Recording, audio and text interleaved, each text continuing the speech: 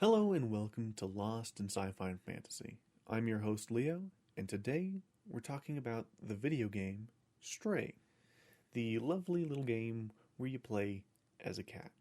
Now, one thing I messed up in the last thing is I'm releasing a batch of episodes together in to get things rolling. So it's going to be multiple episodes. Anyway. So today we are talking about the video game Stray, where you play as a little cute kitty. It might not sound sci-fi based off that description, but if you remember the trailer, or if you've heard of this game, you're kind of going around this city where there's like robots and whatnot. So it falls under sci-fi at the very least. But yeah. Let's go ahead and talk Stray. So it released in 2022 for a variety of platforms. I got it for free because it came as part of PS Plus, and I primarily play on PlayStation, and so I got it on PS Plus. It's a really short game, lasting from anywhere from like 4 to 6 hours ish to get to the finish, and then like a few more like to complete it. Although there are some like trophies or achievements that take a little bit of extra time that can be a little bit annoying. So that's why I decided not to platinum it. But yeah, so I started playing it, and it was about what you expected, or what you would expect. You're playing a cat. So the game opens up with you and your cat pals just kind of palling about, doing cat things, and you go up and you like play with one, rub up against another, and just straight up deck another with your paws. And then you all set off on a little walking journey. Going through these like ruins and all this like moss and grass covered like old building. And as your companions are jumping across a gap in a pipe, you go to jump and the pipe gives way and you just fucking plummet down into the abyss, and the other cats just kind of watch. And that's where the game begins. And it's a very sad kind of opening when you gain control, because the cat's limping, and you feel bad and sad. At least I did. So you kind of start limping, and eventually the cat kind of stretches things out and gets going, and you have to start working your way through these kind of alleyways and this like abandoned city looking area, being guided by a voice in a camera. So these cameras are like looking around, and a voice is coming out of it. And you follow the instructions to a settlement called the Slums. And in this area, the robots don't exactly take too kindly to you. They think you're what was it? I can't remember the monster's name. They look like little head crabs from. They look like a more of a mix between head crabs from Half-Life and the Grabbers, I think they're called, from the Alien franchise, and they kind of like jump on you, latch on, and suck your blood away. They think you're that, but no, you're just a cat.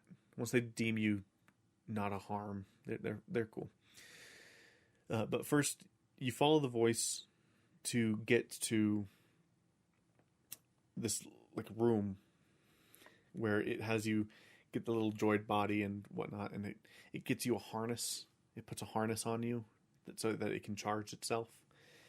And that part of the game was both probably the highlight and also one of the slightly more frustrating parts, because it lasts for a really long time in comparison. So the cat puts the vest on and acts like you would, or a cat would, when a vest is put on it, at least it's exactly how my cats behave when I put a little harness on them, which is it stays low to the ground and starts like crawling, and then we'll just like flop over and give up, and then it'll walk around and then flop over, and then walk around and flop over, and it just does this for like a good 3 to 4 minutes, which doesn't sound like a whole lot of time, but I mean, when the game's only like 5 hours, it's kind of long. Eventually, you kind of gain control and start exploring the little robot thing that you have can translate what the robot people can say, and you go around exploring, talking to people, and the overall goal is to get back outside. To get back to the outside world. So you meet up with a group of robots called the Outsiders. They're this fringe group of people that strive to get outside of this weird underground-ish city. And so they had built a plan and figured it out, but as you come to learn, like, none of them really did anything. You meet one member in the slums who tells you that you need to get a signal relay up, so that because he decided to stay behind when the others left, because he was kind of scared, but he ended up regretting his decision and does want to leave. So he has you go fit a thing to a tower and then come back, and when you do that, he then is able to contact one of the other members of the Outsiders and gives instruction. They give instructions on kind of how to get out, which is to go through the sewer. But to go through the sewer, you need a device to help you fight off the weird, gooby thing. Yeah, I'm just going to say the head crab things. You go find the guy that can do that, bring him back, and now you have like this cool thing that can actually fight the head crab things. And it's just like a UV light, because they're sensitive to UV light. And so you can fight them and whatnot, and then you begin a kind of sewer level where you actually have defense. But in the process of going through this area, it breaks. But luckily, that's like the end of the little head crab section. Then you progress to this like little underground sanctuary village where everyone's kind of, tranquil and peaceful, and it's like a big tree, where you find the outsider that guided you through the sewers. Sadly, in the process, you lose the other guy. He doesn't die. He just has to hold the door open for you because the mechanics don't work. So he just holds the door open while you go through. You meet up with this other guy who's kind of like hooked himself up to these computers to meditate and whatnot. He's given up. He's just given up, and he says there's only one of us left that actually is actually actively trying anymore, and she's in the next town over, so just climb up this and you'll get there. You do, and luckily there's like not a whole lot of stuff in the way. You get to the place called Midtown, and you find the person who's hiding out and is being hunted by the Sentinels, who don't want people to go to the outside world for some reason. It's not really explained. They just don't. So you help them do this like little espionage stealth mission thing to get a battery to power the subway so that you can get out. But in the process, you get locked up in prison as a cat, and you break them out. They help you to get your little robot companion back, and you book it. But they also give up, basically saying, we can't do it with the Sentinels chasing us, even though technically as long as we closed this gate and hid, we'd have been fine. But no, they book it, being chased by Sentinels. You ride the subway to the control room, where everything, like all the big secrets and whatnot, are revealed. You open the city, and you leave. The big secrets aren't like all that big in comparison to some things. It's kind of your standard post-apocalyptic humans fucked up kind of thing, mixed with some good old capitalist elitism. So basically what happened was humanity was struck by a plague. They built these like underground cities to combat it, supposedly, or something else happened and they were forced into cities and then a plague broke out. Like one of those two things happened. It's not really explained. But basically a plague struck while they were all in this thing and all the humans died. Except for kind of they did and kind of they didn't. So they kind of just started uploading themselves into their companion robots. Because they could, I guess. They uploaded themselves into the companion robots, continued living their lives, but I guess forgot that they were humans. Or forgot that they were robots. One of those things. They act very normal, you know. Except for the robots that you meet in the control room, which are just programmed as robots. And there's a kind of subtle thing that's sort of implied, but not like super explicitly stated. Because the people that were in the control room were kind of elitist and they stayed up in the control room looking down on people, etc. At least that's how the little droid guy states it. And it's implied that they've been dead for years, but you don't see any bodies or anything like that. But there are robots like outside the area, although they weren't allowed into the main control room area, so it might not be what happens. But they're set to do nothing but clean, and have, I guess, been cleaning for like a couple hundred years. So I'm going to say that my headcanon is that the robots just doing their job cleaned up the corpses because that place is spotless. Yeah, in the events of the game, it's revealed that the droid guy was human. He was dying and decided to upload himself into the computer system.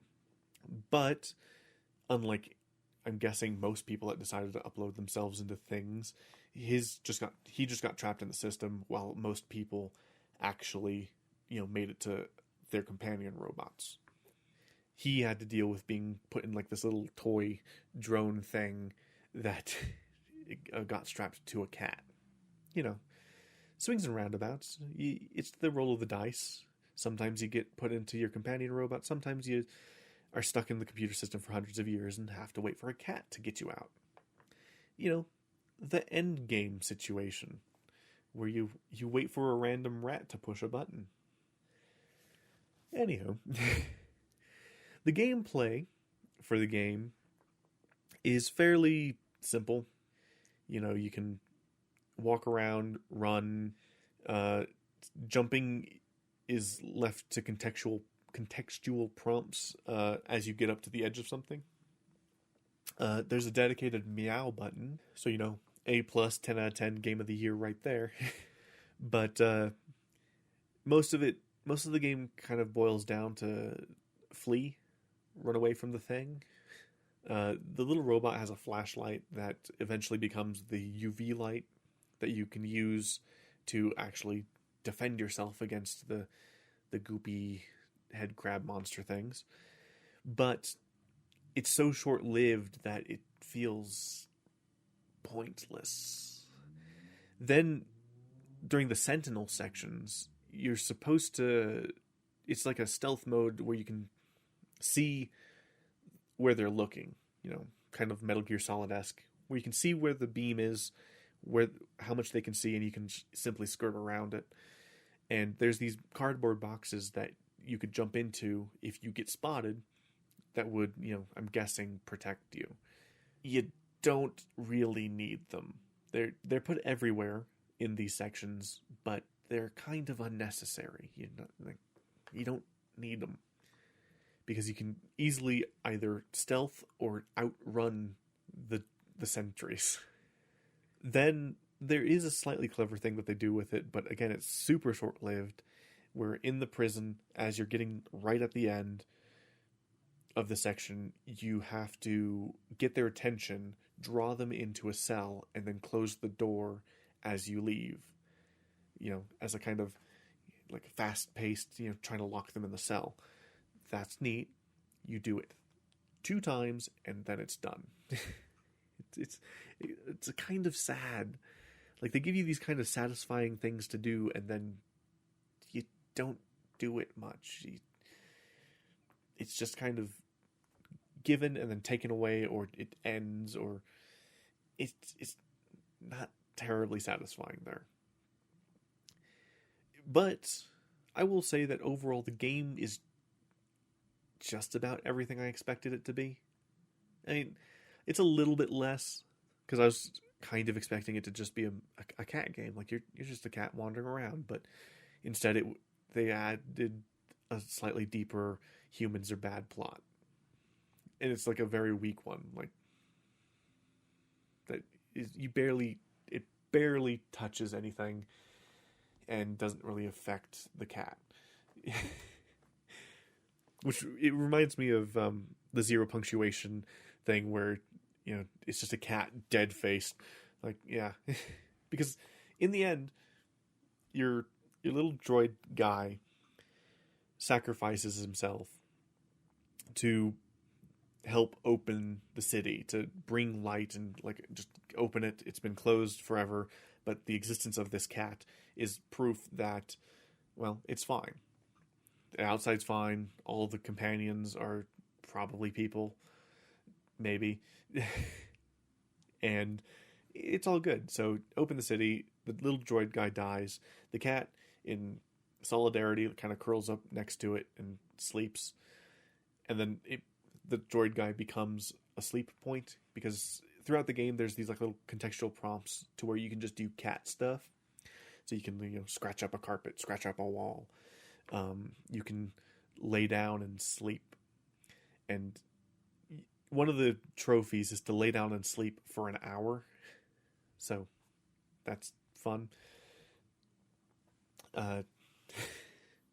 That's one of the trophies that I was saying that kind of pads out how long you'll play the game. But the little droid guy becomes one of those contextual prompts to sleep. So you can sleep there whenever. Other than that, you get up, and then you walk out the door, and then the cat's out in the open. It walks away. End of game. So, it being fairly short and whatnot, I would definitely recommend it if you're looking for like a short, sweet game.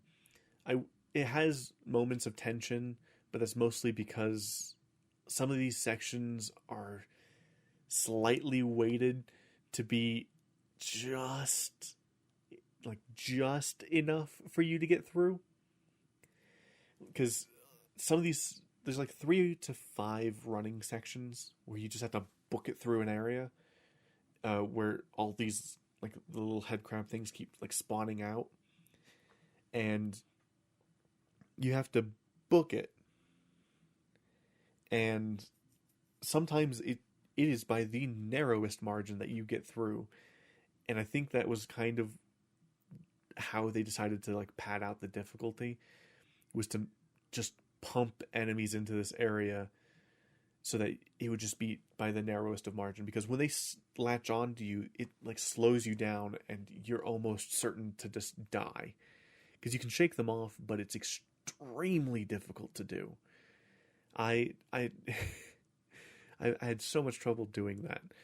I was very happy once I got the UV light and I could actually pop the fuckers. But they just took that away from you fairly fast. So the game has some good catharsis in it, here and there. One thing that kind of confused me, besides the fact that people were talking to this cat as if it was like a normal like video game character. Hello, how are you? Could you do this for me? And then they just expect the cat to do it. And I mean, fair enough to them, because the cat actually does it. like a guy's like, I need a shawl because I'm cold. I can't fix this tracker for you because I'm cold.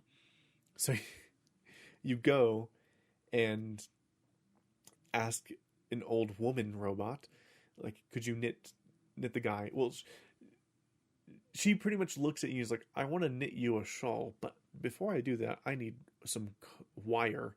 So you get her the wire, and, she gives you a shawl. And I was thinking it was going to be like a little poncho for the cat, but it wasn't, which was kind of disappointing. But, oh well. Then there are sections where, like, you think you're going to have, like, a long-term guy coming with you, like a companion joining you on your journey. No. So, for example, when you have to go find a guy, or the guy to get you the UV light to pop the little crabhead guys, you get his son, and that's where you have to get the tracker and whatnot, and then the shawl. But you get the tracker fixed, and your son's like, okay, cool, or not your son. You get the tracker fixed, and his son is like, yeah, let's go get my dad. And literally, he opens the door, walks with you a bit, and he's just like, nah, they're gonna get me, so you go ahead. You're faster. It's like, okay, cool. And then when you get to his dad, it turns out he's just like a couple of turns away from actually getting home. Like, he wasn't far at all. Like, like he probably could have made it. His worry was that, like, the thing, he couldn't charge it, so he was just kind of stuck, supposedly for years from the sounds of it, just waiting for no reason. There are some, like, the humor in the game's pretty good. Like, there's a fair few good jokes here and there, but some of it is kind of forced.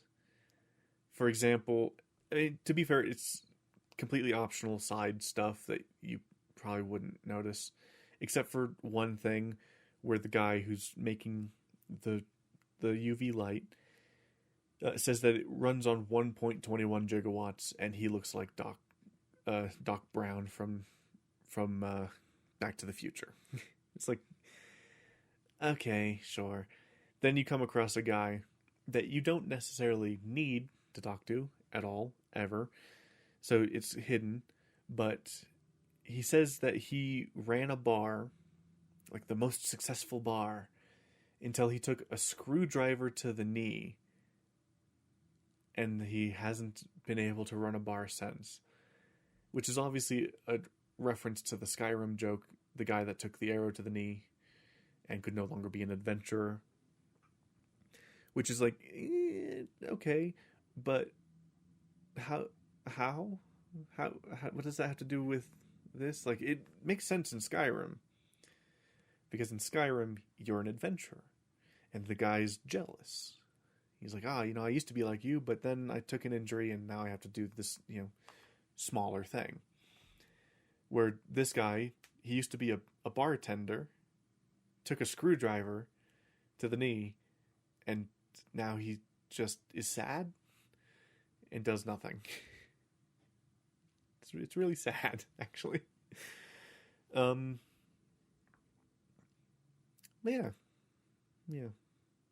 I don't know if there's much else that I have to say on this particular game. The twists are fairly light. The frustrations aren't too big. I did set the game down for a little bit halfway through playing it, because, I don't know, there was more to it than I thought. And like, I was thinking, you explore this one area, then you leave and you're done. But no, you have like 3-ish, technically 4 areas that you kind of explore, with like some sub areas in between that do lengthen it. So it turned out to be more than I thought it was, which isn't necessarily a bad thing. I do overall like it, and I do recommend you play it. It's it's relatively cheap. If you like cats, you'll have a good time. It has some pretty good humor.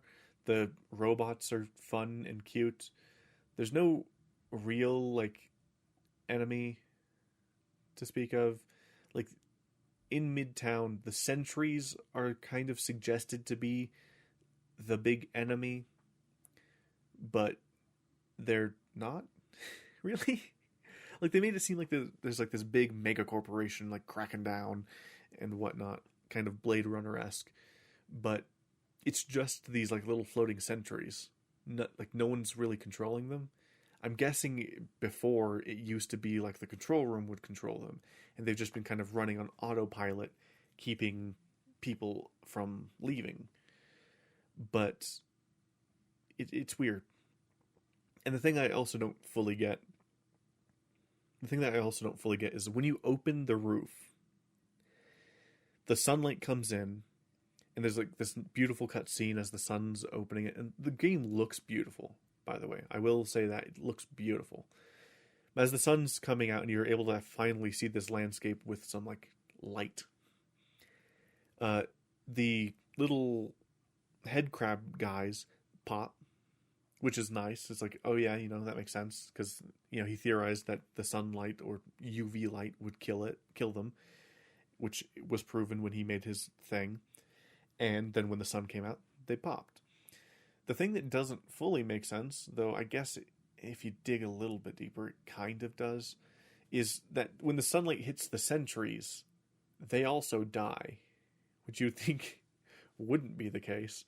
You think that they would still, do the thing, but my guess is that they were set, pre-programmed to keep people inside the city. So, what happens when the roof opens? The protocol is no longer in place, so shut down the things. But it's weird that it did it like as the sun hit them. They turned off. It's weird. But other than that, it's fine. It's fun. It's a good game. It's just not super in-depth. So if you like a nice chill game, go for it. It's fun. But other than that, I think that's good for this episode. And it's another short one. These are going to be relatively short because some things I just don't have all that much to talk about. I'm not going to be getting 2-hour episodes here, Which is fine. Not all content needs to be super long and drawn out. Just some nice bite-sized things here and there. Some things will be longer. Down the line, probably. But when the content's short, the episode will definitely be short because there's not a whole lot to talk about. So, yeah. Anyway, thank you guys so much for listening. If you liked this, please, subscribe. Check this out. Check out other episodes. I may or may not be live streaming on my YouTube channel, Legionnaire. I'm very concerned about the prospect of live streaming currently because my computer seems to be like a ticking time bomb. Hopefully I've fixed the issue, but I don't think I have. My computer, since I did upgrades on it, has become more power and cooling demanding, and the case I have for it is not currently able to provide either of those things. So it is a rock on an unstable pedestal on an unstable thing. So doing long form live streams, I'm worried might tax my computer too much and force it to like die in the middle of the stream. So I've been very hesitant to live stream recently. But I will eventually get over that hesitancy, and I will continue my Chrono Trigger live stream. It will not be on Twitch. It will be on YouTube Gaming, because I've decided, I might as well do it over there. Because every once in a while I hop between. And now I'm on that. I should probably hang out on YouTube Gaming, because I don't really have a fan base on there or on anything, so I might as well move over there. It'll be good.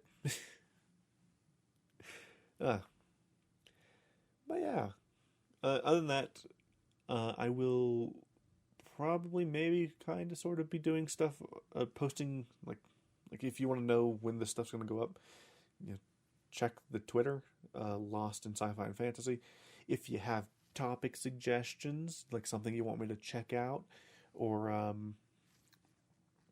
just general reviews or comments, feel free to email at lost in sci-fi and fantasy at gmail.com. It is long, I know, but go ahead and just check the description. It's there. I don't know why Google let me have a ridiculously long email name, but they did, and I took it, damn it. It's really long. It's the entire title of the show in email form. It's beautiful. Goodbye.